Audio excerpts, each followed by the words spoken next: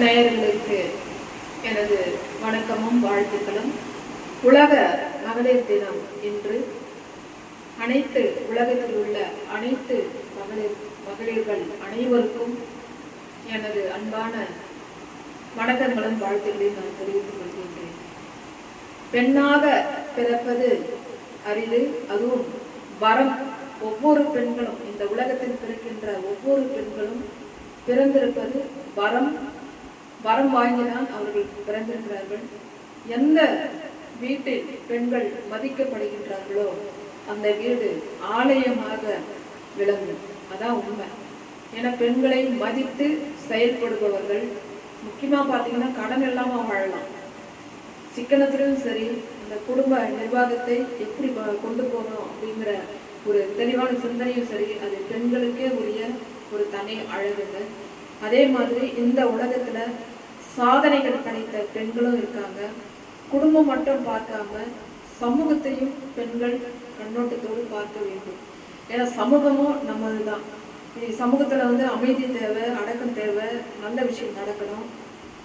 சமூக விரோத செயல்கள் நடப்பதற்கு வழிவிடாம பெண்கள் கவனம் கொஞ்சம் சமூகத்தை பக்கம் வரணும்.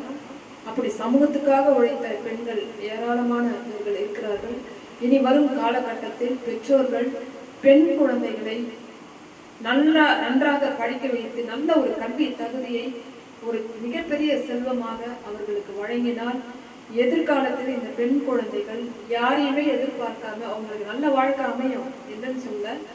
இன்னும் கல்வி தகுதி இருந்தா இன்னும் தைரியமா அந்த பெண் குழந்தைகள் போக இடத்துல, திருமணம் ஆகி போற இடத்துல இன்னும் அவங்க செல்வாக்கா இருப்பாங்க. அவங்களுக்கு பிறக்கிற குழந்தைங்களுக்கு இவங்க டீச்சரா இருந்து செயல்படுவாங்க. அதனால நல்ல ஒரு கல்வி தகுதி, பட்டம் வாங்கி தர அளவுக்கு நல்ல கல்லூரிகளில் பெண்களை படிக்க வைத்து பெற்றோர்கள் ஒரு கல்வி செல்வத்தை அவர்களுக்கு வழங்க வேண்டும். அதுதான் நான் இந்த உலக மகளிர் தினத்துல நான் சொல்றேன். இன்னைக்கு நான் எல்லா விஷயத்திலையும் நான் கவனம் செலுத்துறதுக்கு காரணம் என்னன்னா, என்னுடைய முகவரியை நான் அழகா வைத்துக் கொள்ள வேண்டும் என்பதுதான் என்னுடைய இது. நம்ம திறமை நாம மதிச்சு நடந்தா பிறர் மதிக்கிறாங்க இல்லை அப்படி கிடையாது. இந்த படைக்கும் திறன் படைத்தவர்கள், ஆற்றல் மிக்க சிந்தனை உள்ளவர்கள், படைக்கும் திறன் படைத்தவர்கள் இந்த தமிழ்நாட்டில் முக்கியமான பிரதிநிதிகள். அவங்க விஐபியை சேர்ந்தவங்க.